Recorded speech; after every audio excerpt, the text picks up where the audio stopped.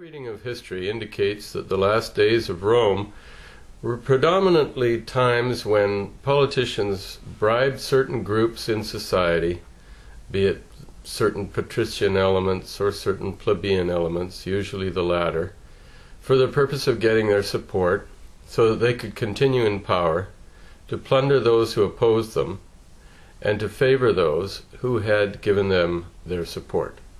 That simple practice is how politics worked at the end times of the Roman Empire.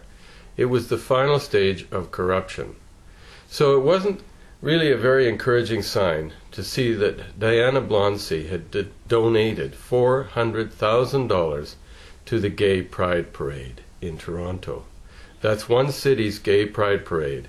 Goodness only knows how many more donations will be needed by every other city's Gay Pride Parade. Whatever you think of gays, and we're not allowed to say what some people think of gays, because we don't want the Canadian Human Rights Commission to begin an investigation of this videotape, which of course they might do if we express certain opinions about gays. We want to make clear that they are a special interest group. And having said that, it's also very clear they're not the majority in society, and they're not the public good. They're just another special interest group with an axe to grind.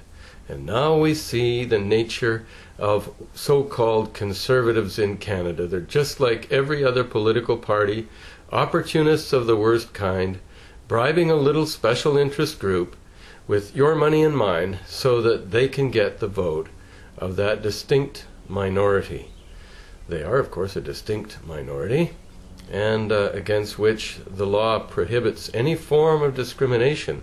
But does it really require government subsidization of the pride parade of a specific group of people based on their sexual orientation? Does a free and democratic society require this? Certainly not. But in Canada, that's the nature of politics. Just like the last days of ancient Rome, it has become so decadent, so disgustingly patronizing, so obviously corrupt, that it cannot be tolerated by honest individuals in Western Canada.